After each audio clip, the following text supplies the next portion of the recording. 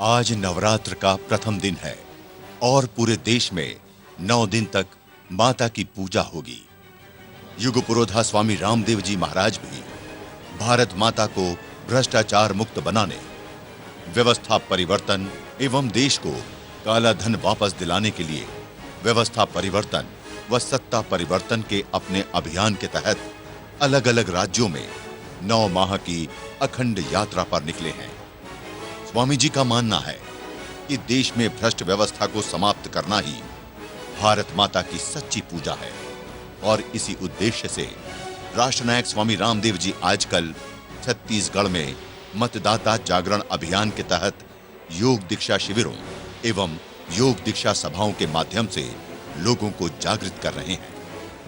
छत्तीसगढ़ के प्रवास के अंतर्गत कल स्वामी जी महाराज कवर्धा में योग शिविर लेने के पश्चात निकल पड़े राजनांदगांव जिले के खैरगढ़ की ओर, लेकिन रास्ते में सहसपुर लोहारा में स्वामी जी के आगमन की सूचना से हजारों लोग एकत्रित हो रखे थे।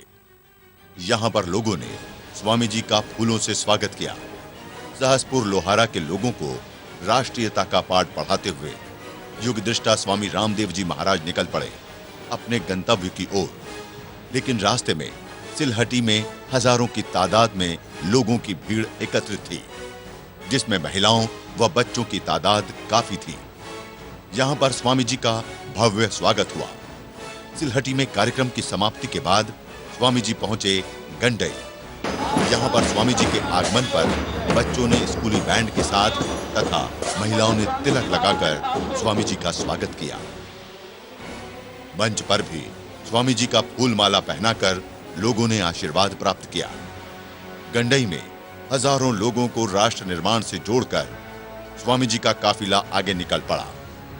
रास्ते में छुई खदान में भी स्वामी जी के आगमन की खबर से बहुत सारे लोग एकत्रित थे।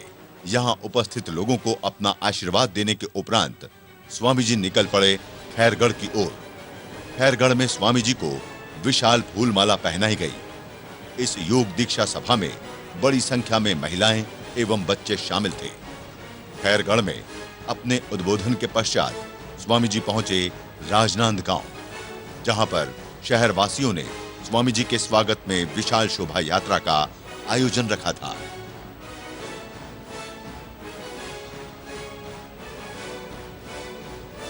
राजनांदगांव के ही गंज चौक पर स्वामी जी ने एकत्रित जनसमूह को अपना आशीर्वाद एवं उद्बोधन दिया। राजनांदगांव में आज प्रातः से ही मूसलाधार बारिश के कारण प्रातःकालीन शिविर में स्वामी जी देर से पहुंचे। बारिश में ही लोग स्वामी जी के आने के बाद जमे रहे। इस शिविर में छत्तीसगढ़ के यशस्वी मुख्यमंत्री श्री रमन सिंह जी ने स्वामी जी का आशीर्वाद प्राप्त किया एवं उद्बोधन दिया। राजनांदगांव में शिविर लेने के उपरांत स्वामी जी कांकेर पहुंचे, जहां उनका भव्य स्वागत हुआ। कांकेर के बाद स्वामी जी पहुंचे कोंडागांव। छत्तीसगढ़ में आज नक्सलियों के बंद के आह्वान के बावजूद कांकेर एवं कोंडागांव में लाखों लोग जनसभा में शामिल हुए। आइए देखते हैं इन कार्यक्रमों के मुख्य अंश। यहाँ आकर के ऐसा लगा कि मानो सारी दुनिया की शक्ति आप लोगों के अंदर ही है।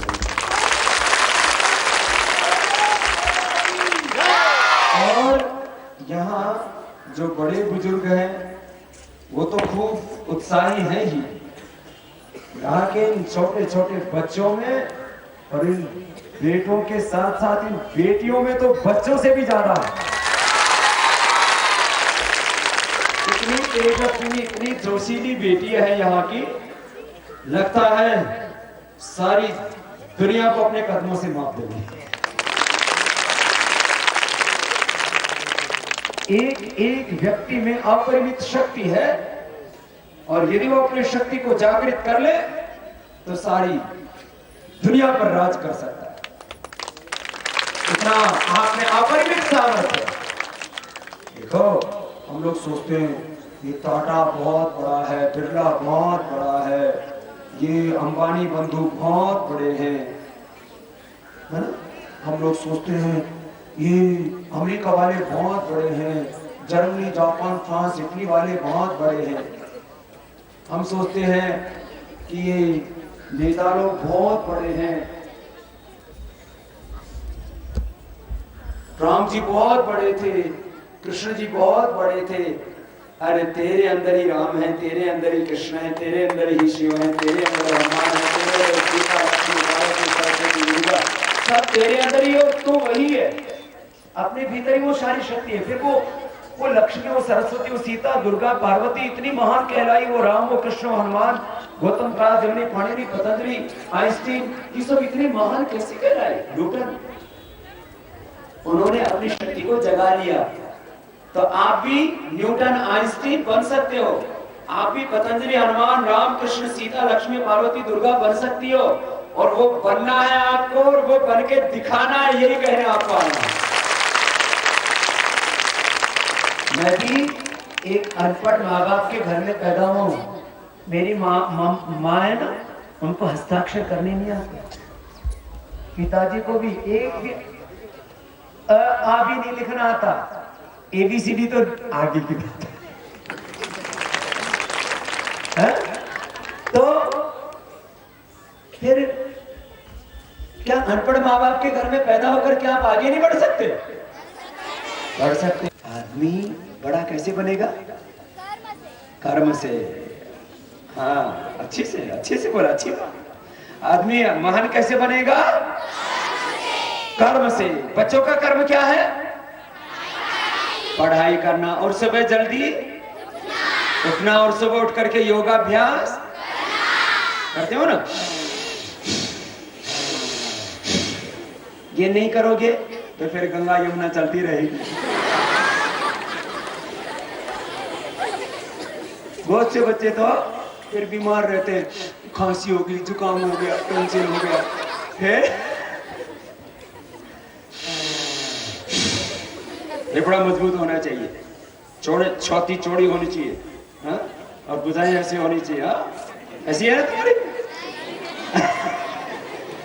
तो शरीर मजबूत होना चाहिए। और कुछ तो इतने दुबले पतले फोटो खींचो तो सीधा एक्सरे ही आता है, और कुछ इतने गोल मटोल ऊपर से नीचे तक पूरे भूगोल। शरीर फूल की पंखुड़ियों की तरह खिला हुआ, मन जोश से भरा हुआ, और आत्मा उस परमात्मा के ज्ञान और प्रकाश से भरा हुआ। ऐसा जीवन सबको जीना है, ऐसा ही सबको। तो जब आप महान बनेंगे तो हिंदुस्तान महान बनेगा। हम महान बनेंगे तब हमारा भारतवर्ष महान। हम कहते हैं ना, मेरा भारत। तो मेरा भारत महान किससे है? हमसे। हम महान होंगे तो भारत महान होगा। इस भारत को महान बनाना है और बेईमानों को हटाना है, हटाना है। हाँ, ये भी बहुत नुकसान कर रहे हैं देश को। हम मतलब लुटेरे, चोर, डकैत, बुरे बुरे लोग हम पर राज करें। तो मैं आपसे पूछता हूँ, क्या बुरे लोगों को हम पर राज करना चाहिए? तो अभी सब कल सुबह से जल्दी उठेंगे, ठीक है? सुबह देर से उठना चाहिए कि जल्दी? जल्दी उठना चाहिए। और जल्दी उठ करके योग करना चाहिए कि नहीं करना चाहिए? तो योग करेंगे तो तंदुरुस्ती। अच्छा, तंदुरुस्ती अच्छी नहीं है तो अब बताओ, सुबह उठे, सिर में दर्द है, बुखार चढ़ा हुआ है, उल्टी लगी हुई है, दस्त लगी हुई है, तो क्लासरूम में मिलेगा कि बाथरूम में? अब तबीयत अच्छी नहीं है तो फिर क्लासरूम में नहीं, बाथरूम में मिलेगा, हॉस्पिटल में मिलेगा। पढ़ाई, इसलिए पढ़ाई अच्छी करने के लिए तंदुरुस्ती अच्छी होनी चाहिए। और जिसकी तंदुरुस्ती अच्छी होती है ना, उसका दिमाग भी अच्छा होता है। और दिमाग सब में बराबर होता है, समझिए? आइंस्टीन में, न्यूटन में, महर्षि ऋषि मुनियों में जितना दिमाग था वही सारा दिमाग हमारे भीतर भी, लेकिन हम उसका इस्तेमाल नहीं करते। हम एक दूसरे को छेड़ते रहते हैं। इसके उधर बगल में मारी, उसका कपड़ा खींचा, उसके चाटा मारा, दो चार दूसरे के खाए, फिर रोए और घर चले गए। आपके अंदर भी शक्ति तो है, लेकिन उसका इस्तेमाल हमने इस्तेमाल किया। हमने क्या किया? हमने गांव में पढ़ाई की, छोटी सी स्कूल में। तुम्हारा ये स्कूल है क्या?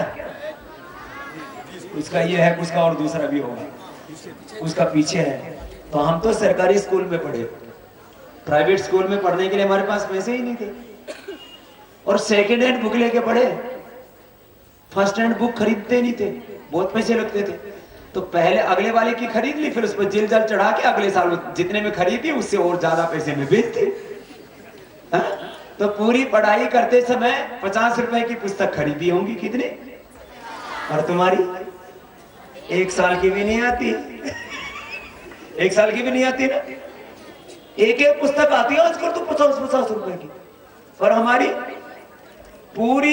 पूरी स्कूल की पुस्तक कितने में, 2 रुपए का एडमिशन फीस। कितने का, 2 रुपए का एडमिशन, वो भी छठी से लगा था, 5वीं तक तो फ्री में पढ़े, है ना। फिर जो है 2-2 रुपए का एक बार फीस, ऐसे पढ़े हम लोग। लेकिन पढ़ाई में पूरी मेहनत, घर में काम में पूरी मेहनत, फिर अब सेवा कर रहे हैं तो सेवा में पूरी मेहनत, और अब इन बेईमानों को उखाड़ने में लगे तो इनको भी उखाड़ के दम लेंगे, पूरे देश को बचाएंगे, काला धन लाएंगे, भ्रष्टाचार मिटाएंगे, भारत को तो सबसे दुनिया का ताकतवर मुल्क बनाएंगे। ठीक है, तो आप सबको आशीर्वाद है, और सब भी इस काम में लगना, क्योंकि आप लोग बहुत प्यारे हैं और इतने अनुशासन से, इतनी श्रद्धा से बैठे हैं। यहाँ के बड़े भाई भी बहुत अच्छे हैं, बच्चे भी बहुत अच्छे हैं, और अच्छा बनना है, और सारी दुनिया में ये साहसपुर का नाम रोशन करके दिखाना, अपने छत्तीसगढ़ का नाम, पूरे हिंदुस्तान का नाम, सारे जहां से अच्छा हम बुलबुले हैं इसके। हाँ, भारत से ज्यादा धनवान ये तो गरीब बना दिए इन बेईमानों ने, लूट लूट के। कितना लूटा है, 100 लाख करोड़ तो बाहर ले गए। कितना, वो 10% है, 900 लाख करोड़ यहाँ हो गए, 1000 लाख करोड़। कितना, 1000 लाख करोड़। कितना होता देखा है कभी? इतना पैसा हम कहां से देखेंगे। ये इतना पैसा होता है, 500-1000 रुपए की गड्डियों की सीढ़ी बनाई जाए तो चांद पे जाके वापस आ सकते हैं। सोना खरीदा जाए तो हिंदुस्तान में पूरा इतनी मोटी लेयर लग सकती है, इतना पैसा है, इतना लूट लिया। तो हिंदुस्तान से ज्यादा धनवान मुल्क दुनिया का कोई नहीं है, हिंदुस्तान से ज्यादा कोई बलवान भी देश नहीं है, हिंदुस्तान से ज्यादा प्रज्ञावान, हिंदुस्तान से ज्यादा जवान, जवान भी सबसे ज्यादा कहाँ है, हिंदुस्तान। इतना, इसलिए कहते हैं ना मेरा भारत, हाँ, इतना महान देश। भगवान राम जी कहाँ पैदा हुए? हिंदुस्तान में। अमेरिका में तो नहीं पैदा हुए। राम जी, कृष्ण जी हिंदुस्तान में, हनुमान जी, शिव जी, लक्ष्मी, सीता, दुर्गा, पार्वती, सरस्वती सब कहाँ पैदा हुए? कोई सारी महान आत्माएं कहाँ पैदा हुई? और हम भी कहाँ पैदा हुए? हम भी बहुत बड़ी आत्मा इसलिए यहाँ पैदा हुए, बाकी छोटी छोटी आत्माएं इधर उधर पैदा होती है। ठीक है, तो यहाँ सब कार्यकर्ताओं ने खूब मेहनत की है और आगे भी करना है, सबको जगाना है, सबको योगी बनाना है। सुबह उठ के क्या करना? भस्त्रिका, फिर ये, फिर पूरा सेंट्रल गवर्नमेंट ठीक रहेगा। लीवर, स्प्लीन, इंटेस्टाइन पेन किया, सुबह उठ के, अभी तो खा के आए ना, फिर बाह्य प्राणायाम, फिर वो पेट गोल घुमाते हैं, देखते हैं ना, वो नौली क्रिया, फिर गले के लिए ये होता है बहुत जबरदस्त, फिर ये अनुलोम विलोम, दिमाग ठीक रहता है इससे, फिर भ्रामरी, ओम, फिर सूर्य नमस्कार, आसन आदि, दंड बैठक बताता हूँ ना मैं, रोज किया करो। सबको बहुत आशीष। और यहाँ पतंजलि योग समिति बहुत ऊर्जा से काम कर रही है। इस योग निष्ठा को, आपकी इस राष्ट्र निष्ठा को मैं हृदय से स्वयं प्रणाम करता हूँ। भगवान आपको जिंदगी की सारी खुशियां दे और जिंदगी में खूब आगे बढ़े, स्वस्थ रहे, तंदुरुस्त रहे, आपको जिंदगी में कभी 1 भी रुपए की दवा खाने की जरूरत ना पड़े। और दारू तो बीड़ी, सिगरेट, शराब नहीं, और विदेशी कंपनी की वस्तु नहीं खरीदना। देश का पैसा कहाँ रहना चाहिए? जब हम विदेशी चीज खरीदते हैं तो पैसा कहाँ चला जाता है? ये भी है ना, साबुन, शैम्पू, टूथपेस्ट, ये सब स्वदेशी ही खरीदना, विदेशी कंपनी के नहीं खरीदा। इतनी सी बात। एक विदेशी कंपनी आई थी ना, देश को लूटा था ना, क्या नाम था उसका? जोर से तो बोलो। East India company. उसने तो फिर गुलाम बनाया हिंदुस्तान को बाद में, बहुत नुकसान किया था। तब विदेशी कंपनी का कोई सामान। तो चलो मेरे साथ हाथ उठा करके बोलेंगे भारत माता की, भारत माता की, वंदे वंदे। अभी तो मैं सहसपुर लाहौरा से होकर के आया, वहां पर भी 10-15 और ये छोटा सा गांव सिलाटी, इसमें लगता है पूरा गांव यही आ गया है। और यहाँ के बच्चे तो जोश जुनून उत्साह से भरे हुए हैं। इतनी मेहनत करना, इतनी पढ़ाई करना, इतने आगे बढ़ना कि सारी दुनिया पर छा जाना, आपको इतना आगे बढ़ना है। भारत माता की, भारत माता की, वंदे वंदे। ये तो बड़ा जोरदार गांव है। मैं भी गांव में पैदा हुआ हूं, मैं छोटे से गांव में पैदा हुआ। तुम्हारा गांव तो सिलाटी गांव तो बड़ा है, हमारा तो इससे भी छोटा गांव था। हमारे गांव में तो मुश्किल से, जिस गांव में मैं पैदा हुआ, 150-200 बच्चे होंगे। हमको इतने बच्चे हैं, बड़ा गांव है ना। ओ बड़े उधर की है, इधर उधर उधर चारों तरफ छाए हुए हैं। हाँ, और बच्चों के साथ साथ बड़े भी बहुत है। और माताएं बहनें, आप सबको बहुत बहुत आशीर्वाद, भगवान आपको जिंदगी में सारी खुशियां दे। और आप नहीं रहता फिर ये अनुलोम विलोम जानते हो ना, स्कूल में भी कराते हैं। हाँ, सबको करना है। तो जो योग करेंगे वो कभी रोगी, जो योग करेंगे उनको कभी नशा करने की इच्छा ही, वो बीड़ी सिगरेट शराब नहीं पिएंगे। राम जी दारू पीते थे, हनुमान जी बीड़ी पीते थे, कृष्ण जी गुटखा खाते, कोका कोला पेप्सी पीते थे।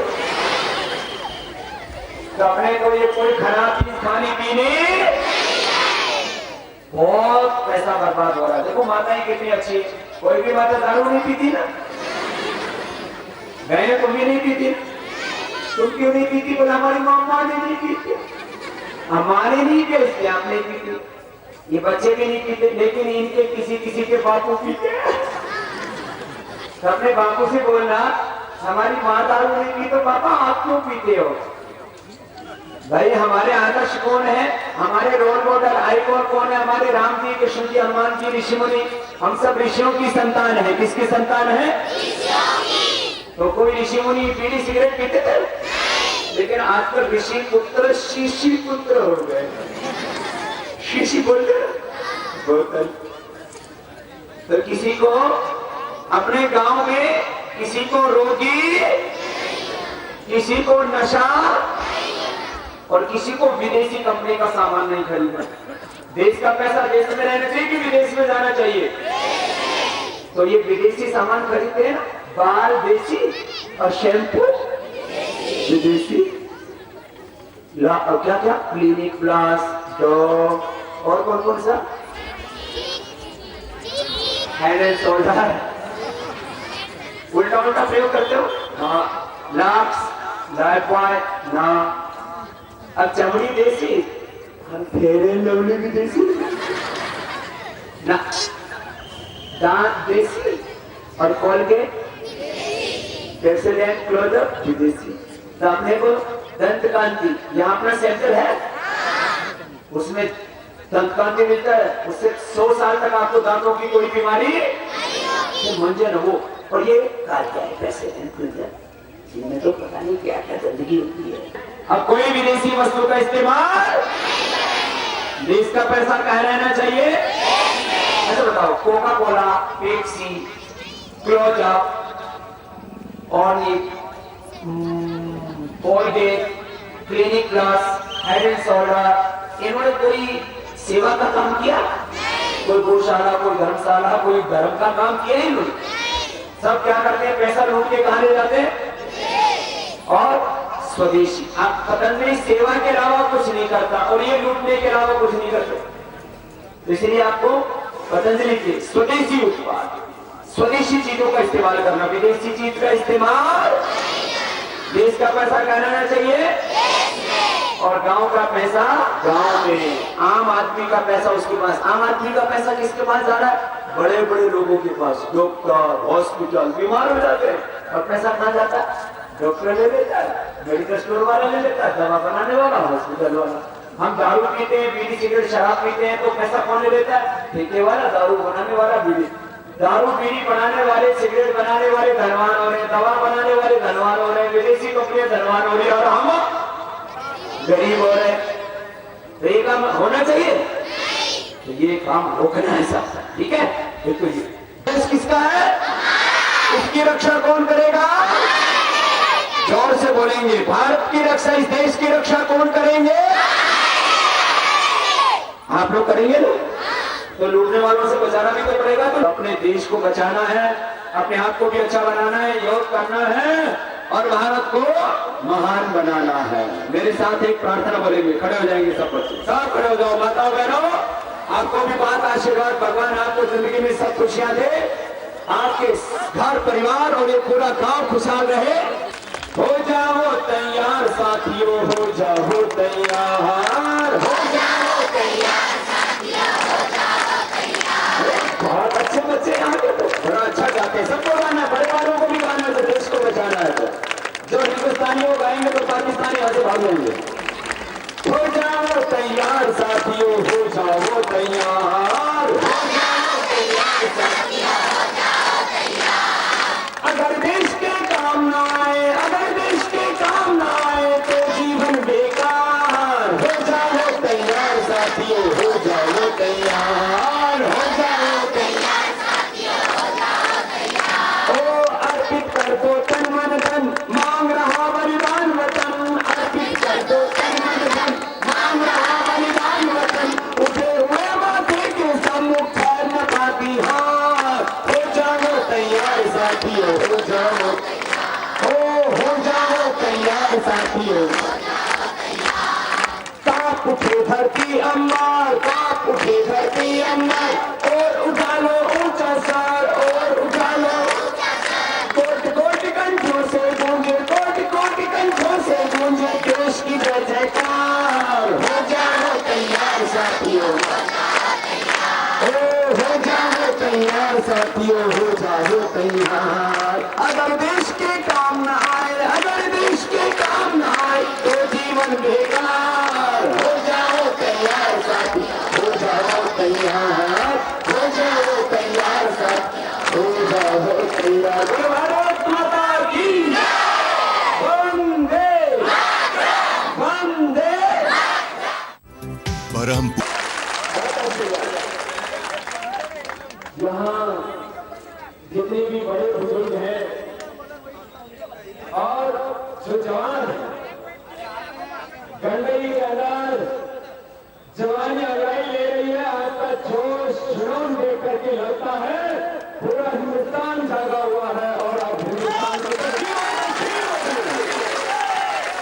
स्वामी विवेकानंद जी ने कहा था, उत्कृष्टता जागृत। क्या कहा था, सब बोलेंगे उत्कृष्टता, सब पहले वाला भी बोले मेरे साथ, उत्कृष्टता जागृता।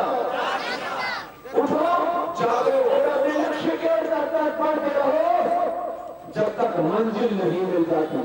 हमारी मंजिल है इस भारत को परम वैभवशाली बनाना। याद रखना, याद रखना, हम अपने कर्मों के कारण से गरीब नहीं होते।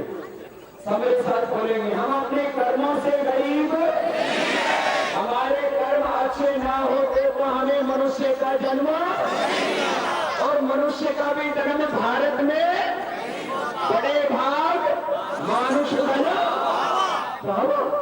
तो बड़े अच्छे भाग्य थे हमारे, बड़े अच्छे कर्म थे हमारे, इसलिए इस भारत भूमि पर जन्म हुआ। हमारे कर्म और हमारे भाग्य, हमारी किस्मत खराब, हमारा देश भी गरीब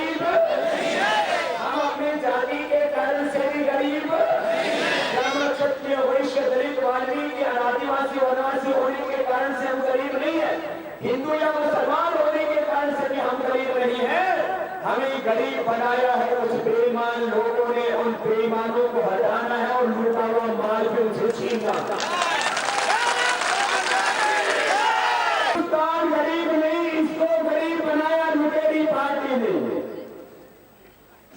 1000 सालों से जितना मुगलों ने और अंग्रेजों ने मुल्क को नहीं लूटा, उससे ज्यादा 67 सालों में इस पार्टी ने लूट लिया। ये 1000 लाख करोड़ रुपए। कितना? जोर से तो बोलो। 1 लाख करोड़ नहीं मेरे पापा, 1000 लाख करोड़। ये कितना होता है पता है? इसके यदि 500,000 रुपए की गड्डी बनाई जाए तो उनकी सीढ़ियां बनाई जाए तो चांद तक जा सकते हैं और वापस आ सकते हैं। इतना पैसा है। और सोना खरीद के पूरे हिंदुस्तान पर बिछाया जाए, है ना? हम बोलते हैं ना, भारत क्या है? सोने की जहां डाल पर, बोलो, जहां डाल पर सोने की चिड़िया करती है बसेरा। वो भारत देश मेरा, वो भारत देश मेरा, जहाँ सत्य अहिंसा और धर्म का पग पग का डेरा। वो भारत देश मेरा, वो भारत देश मेरा। वही भारत माता की हाथ उठा के मोटे बंद के हनुमान जी वाली। अब पता चलेगा कि मैं गंडई में हूँ। भारत माता की जय।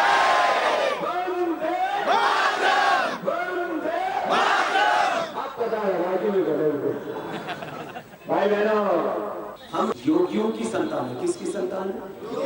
ऋषि मुनियों की, योगियों की।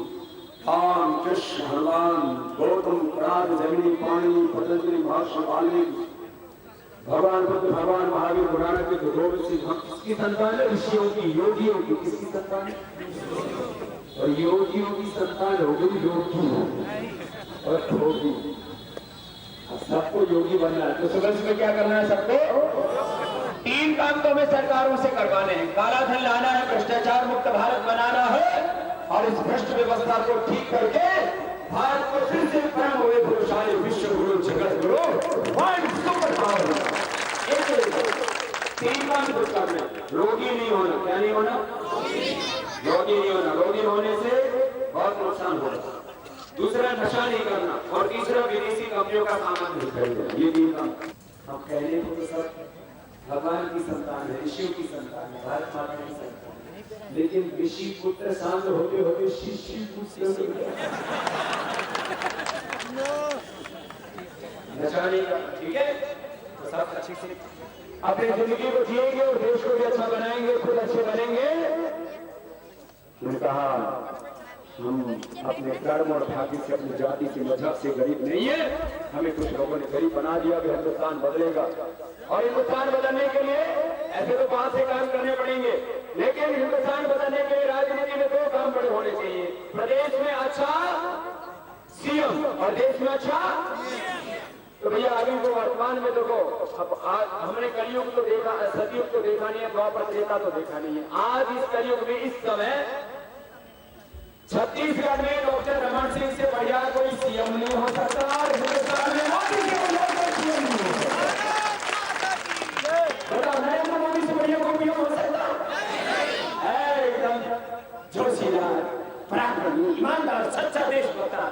वो बेईमान नहीं हो सकता, वो देश नहीं कर सकता, देश के साथ गद्दारी नहीं कर सकता। और इन बेईमानों ने गद्दारी की सिवा कुछ किया ही नहीं। ये हालात हो सकता। इसलिए वो साधारण रहने वाला उसको बात नहीं की जुबान कर, उसको राजनीति विरासत में नहीं मिली है, कोई बहुत फायदा नहीं था उसका पॉलिटिक्स से। अभाव संघर्ष को बीच हो जाता है कि मैं कुछ देश की सेवा करूंगा। ऐसे लोगों को आगे लाने के लिए आप लोगों को भी घरों से बाहर निकलना पड़ेगा। तो आप लोग भी देश को बचाने का काम करेंगे तो देश की रक्षा कौन करेगा? हाथ उठा करके सब बोलेंगे, देश की रक्षा कौन करेगा?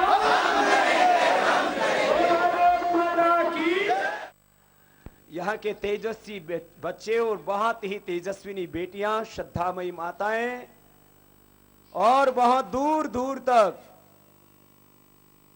जिनके मुंड ही मुंड नजर आ रहे हैं, ऐसे सब पितातुल्य बुजुर्ग और जिनको अपने हाथों से एक नया हिंदुस्तान बनाना हो और पूरी दुनिया में छा जाना, ऐसे सब जवानों का बहुत बहुत अभिनंदन। ये सब देख करके मुझे ऐसा लगता है पूरा छत्तीसगढ़ और हिंदुस्तान जागा हुआ है। अब इसका कोई बुरी ताकतें कुछ भी नहीं बिगाड़ सकती।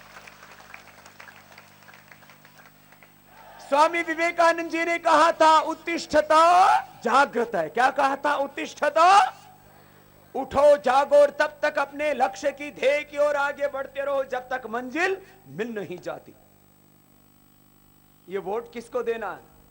देशभक्तों को देना है या देशद्रोहियों को, बेईमानों को देना है, ईमानदार को? हिंदुस्तान से प्यार वही करेंगे जिनकी रगों में हिंदुस्तानी खून है। मोदी की रगों में हिंदुस्तानी खून है। वो देश के साथ धोखा और गद्दारी नहीं कर सकता, वो बेईमान नहीं हो सकता, और मोदी से बढ़िया हिंदुस्तान का कोई पीएम भी नहीं हो सकता, क्योंकि वो भारत माता का बेटा है। मोदी बेईमान नहीं हो सकता, भ्रष्टाचारी नहीं हो सकता। मोदी की ना बीवी ना बच्चे, उसके लिए तो पूरा हिंदुस्तान ही अपना घर है। मेरे से बोले बाबा आपने उसका समर्थन क्यों कर दिया? अरे मैंने कहा सब लोग अपने अपनों का समर्थन करते हैं। हिंदू हिंदुओं का समर्थन करते हैं, मुसलमान मुसलमानों का, ब्राह्मण ब्राह्मणों का, क्षत्रिय क्षत्रियों का, वैश्य वैश्यों का, दलित दलितों का। अरे हम भी एक फकीर हैं और मोदी भी एक फकीर है, और वो हिंदुस्तान की तकदीर और तस्वीर बदलेगा। और वो बड़े खानदान में पैदा नहीं हुआ है, लेकिन वो काम से बड़ा हुआ है। मोदी का पिता चाय की दुकान क्या करता था? किसकी दुकान करता था? उसको राजनीति विरासत में नहीं मिली, उसके पीछे कोई सरनेम नहीं लगा हुआ, उसने काम से ये मुकाम हासिल किया और गुजरात को जन्नत बना दिया। हम भारतीयों को इस बात का फक्र है कि हमारी संस्कृति 500, 1400, 2000 साल पुराने नहीं, किसी के साथ हम तुलना नहीं कर रहे, लेकिन अपने देश की वास्तविकता का बोध सबको होना चाहिए कि 1,96,08,63,114 वर्ष पुरानी भी किसी देश की संस्कृति है तो भारत। पूरी दुनिया को सबसे पहले एजुकेशन सिस्टम हमने ही दिया, उससे पहले कुछ चुनिंदे लोग पढ़ा करते। हमारे ऋषि मुनियों ने वेदों में, दर्शनों में, उपनिषदों में, उपांगों में, स्मृति स्मार्ट अलग अलग ग्रंथ हैं, क्योंकि मैंने उस परंपरा से अध्ययन किया। जो हमारे ऋषि मुनि लिख करके चले गए, आज हमें समर्थन दिया। और अभी भी सारी दुनिया के वैज्ञानिक इस बात को कहते हैं और पूरी दुनिया का आर्थिक चिंतन और विश्लेषण करने इस बात को कहते हैं कि आने वाले भविष्य के समृद्धि के इतिहास बौद्धिक साम्राज्य के द्वारा लिखे जाएंगे और नए अनुसंधान पूरे विश्व में विज्ञान और तकनीकी के नए युग का भी, नए विकास के द्वार भी वो संस्कृत और संस्कृति से, माने वेदों से, संस्कृत से हमको अपने गौरव का बोध होना चाहिए और उसी गौरव का बोध हम भारत के लोगों को कराना चाहते हैं। 17वीं शताब्दी तक इंग्लैंड में अंग्रेजी नहीं बोली जाती, फ्रेंच वहां पर राजभाषा थी। 17वीं शताब्दी तक की बात करूं मैं, पीछे की बात की बात कर रहा हूं। 17वीं शताब्दी तक ब्रिटेन में राजभाषा अंग्रेजी नहीं फ्रेंच थी, लेकिन इसको कहते हैं स्वाभिमान, इसको कहते हैं रणनीति से, योजनाबद्ध तरीके से काम करने का परिणाम कि आज जो है अंग्रेजी, उसको कहते हैं ये तो वर्ल्ड लैंग्वेज हो गई। अरे भैया, इन भाषाओं का 200, 300, 400 साल से पुराना कोई इतिहास ही नहीं। और स्वाभिमान किस चीज को कहते हैं? इजराइल लोगों की जो हिब्रू, जो उनकी भाषा है, उसके शब्द एक एक चुन करके उन्होंने भाषा बना ली। आज पहले अमेरिका में जो जूस लोग हैं वो पर कैपिटा इनकम में नंबर 1 हुआ करते हैं, लेकिन हमारे भारतीयों ने अमेरिका में 25 ही लाख है। आदमी के पुरुषार्थ और स्वाभिमान के द्वारा कहां पहुंचता है? 25 लाख, मात्र 25 लाख तो हमारे एक एक जिले की आबादी है। 25 लाख भारतीय आज अमेरिका में पर कैपिटा इनकम में नंबर 1 है और 6 लाख करोड़ रुपए टैक्स देते हैं। भारत के जनजन में स्वाभिमान जागृत हो, अपने प्रति, अपनी संस्कृति और सभ्यता के प्रति गौरव का भाव जागृत हो, इसके लिए पूरे देश भर में योग दीक्षा, राष्ट्र दीक्षा का ये अभियान चल रहा है। और क्योंकि इस समय बहुत सन्निकट मतदान भी है, तो हमारे देश में सत्ता में सत्य का साम्राज्य हो, पावर में प्योरिटी हो, देश में एक सांप्रदायिक, सामाजिक, आर्थिक और राजनीतिक अस्थिरता और अराजकता का सा माहौल बना हुआ, एक आपातकाल जैसी, इमरजेंसी जैसी स्थिति बनी हुई है। इतना महान देश जिसमें अपरिमित संभावनाएं, मैं बार बार इस बात को कहता हूं कि हम अपने कर्मों से और अपने प्रारब्ध से गरीब नहीं हैं, हम अपने देश के कारण से भी गरीब नहीं हैं। हमारे कर्म और प्रारब्ध अच्छे थे, इसलिए हमें मनुष्य का जन्म मिला। हमारा देश भी गरीब नहीं है। आज भी पूरी दुनिया की सबसे बड़ी आर्थिक ताकत भारत ही है। जापान, चीन और अमेरिका जो हमसे आगे के लिए जाते हैं, वो अपनी ताकत से आगे नहीं, हमारी बेईमानी के कारण से हमसे आगे हो गए। हमारे यहां पर यदि ये बेईमानी खत्म हो जाए, मैं कहता हूं यदि स्वदेशी और सच्चाई के रास्ते पर हिंदुस्तान चलता तो आज देश की दुर्गति थी। तो इसको आगे बढ़ाना ये हम सबकी कलेक्टिव रेस्पॉन्सिबिलिटी है, सामूहिक जवाबदेही। और हम अपने कर्म से, प्रारब्ध से, देश से, अपनी जाति से, अपने मजहब से गरीब नहीं हैं। सत्ता और व्यवस्था में कुछ लोग ऐसे आ गए जिन्होंने 125 करोड़ लोगों की खुशियों को अपने पैरों तले कुचल दिया। तो अब अभी 2013 में एक नया इतिहास लिखना और 2014 से भारत की तकदीर भी बदलेगी और तस्वीर भी बदलेगी और हम अपने हाथों से नए भारत का निर्माण करेंगे। और जितनी भी आंसुरी शक्तियां हैं, जितनी भी आंसुरी शक्तियां हैं जो देश को नोच नोच के खा रहे हैं, उनकी हकीकत भी देश को बदलनी है।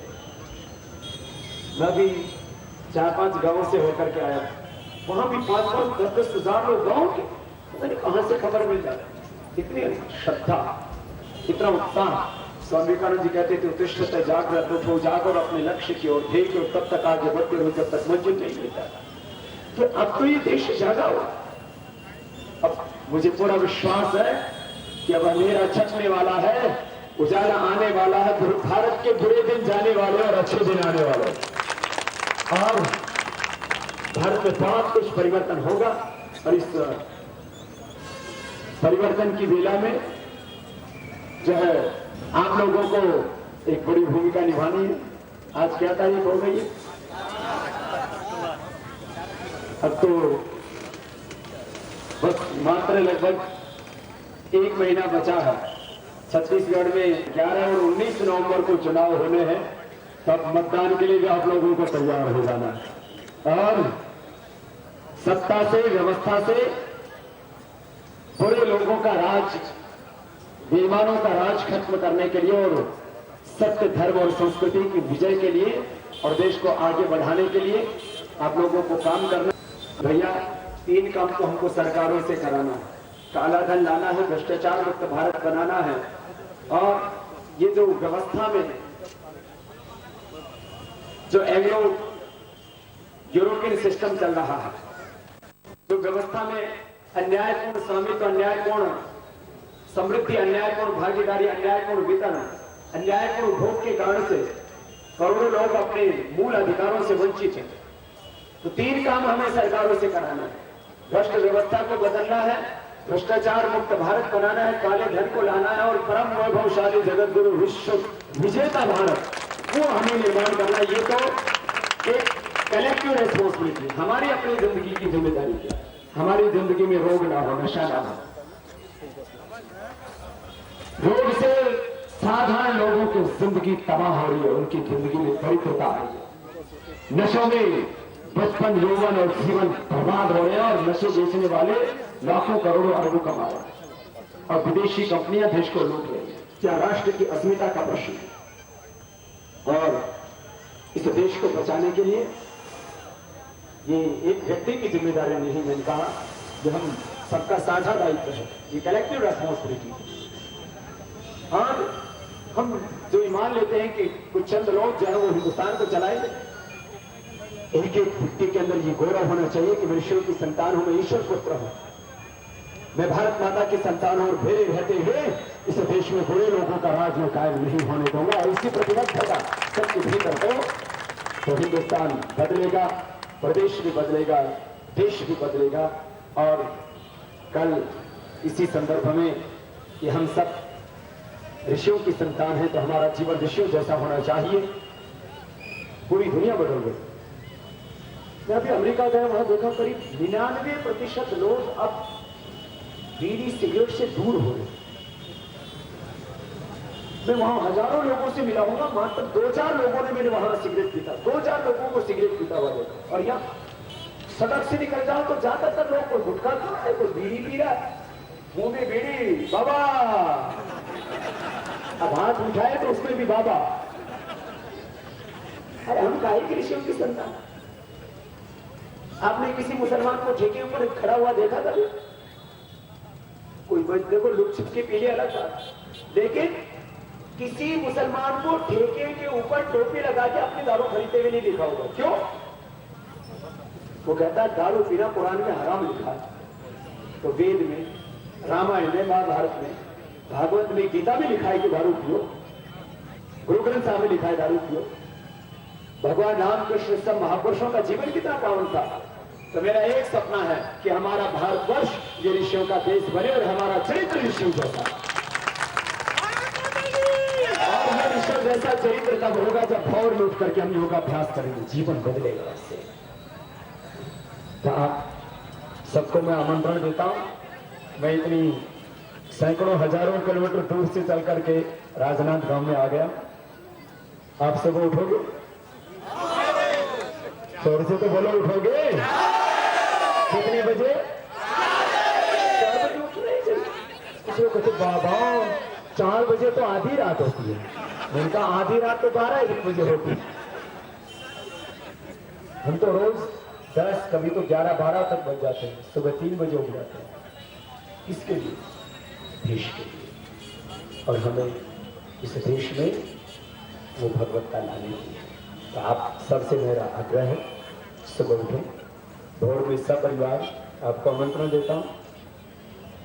कवर्धा में आज 4 बजे तक मूसलाधार बारिश होती रही और मैदान जहां भी कुछ मैंने देखा सैंड उस टाइप था, उसमें लाल मिट्टी सी थी। सुबह पानी थोड़ा सूख गया, 30-40 हजार लोग सुबह पहुंचे। अभी भी अपनी मूल संस्कृति के प्रति, अपनी परंपराओं के प्रति बहुत गहरी आस्था है और उसी से ही हम आगे बढ़ेंगे। मात्र भौतिक समृद्धि से विकास नहीं होगा। भौतिक समृद्धि के साथ हमारे जीवन में आध्यात्मिक समृद्धि आए, हमारे आचरणों में पवित्रता आए, जीवन में सच्चरित्रता आए और देख करके ही लोग कहें कि भाई ऋषि कैसे हुआ करते थे। तो बोले भाई ये जैसे जी रहे ऐसे हो, ये सब ऋषियों की संतान है। ऐसे ऊंचा गौरव पैदा हो और अपने देश में फिर से चारों ओर समृद्धि हो, खुशहाली हो। और उसके लिए मैंने कहा हमें योग भी करना है, कर्म योग भी करना है और चुनाव के समय राजयोग भी करना है। तो हम तब जाकर के देश सही दिशा में आगे बढ़ेगा। हमारे महापुरुषों ने कितने कष्ट सहे, यदि जो कुछ भी सुख पा रहे हैं तो उसके पीछे अपने पूर्वजों की बहुत बड़ी बुराई है। हम आज आप सबसे जो आह्वान करेंगे कि हम अपने आप को दीनहीन, दुखी, दरिद्र न समझे, अपने अतीत के गौरव का स्वाभिमान अपने हृदय में संजो के, माना कि वर्तमान में बहुत चुनौतियां हैं, उन सब चुनौतियों को दूर करके एक स्वर्णिम भारत का संकल्प। सब महापुरुषों ने एक ही बात कही कि 2013 ये युग संधि का काल है, 2014 से एक नए भारत का इतिहास लिखा गया। इस समय आपकी बड़ी भागीदारी होगी। भाग्य तभी हो सकता है जब आप एक योगी के रूप में आपके जीवन में कोई स्वार्थ ना हो, निष्कलंक पावन जीवन हो। तो ऐसे निष्कलंक पावन जीवन के लिए हमारे जीवन में अध्यात्म तत्व का, धर्म तत्व का होना बहुत जरूरी है। बस इसी आह्वान के साथ कि हम अपने देह को देवालय बनाएंगे और इस भारत को फिर से जगत गुरु, विश्व गुरु, परम वैभवशाली विश्व की महाशक्ति के रूप में हम खड़ा करेंगे। ये संकल्प अपने हृदय में सजो करके हमें हर पल इस राष्ट्र के उत्कर्ष के लिए पुरुषार्थ करना है। इसके लिए आप सबसे आह्वान करते हुए बोले भारत माता की। आज के इस योग दीक्षा शिविर में हमारे इस क्षेत्र के सांसद माननीय मधुसूदन आग्रह जी का जोरदार करताल ध्वनि से आप सभी लोग स्वागत करेंगे। और मैं उनसे आग्रह करूंगा कि आज की सभा में वे अपना आशीष दें। परम सौभाग्य है कि आज राजनांदगांव के सांस्कृतिक नगरी में बाबा रामदेव जी का आगमन हुआ है। हम सब उनका एक बार जोरदार ताली बजा करके स्वागत और अभिनंदन करेंगे।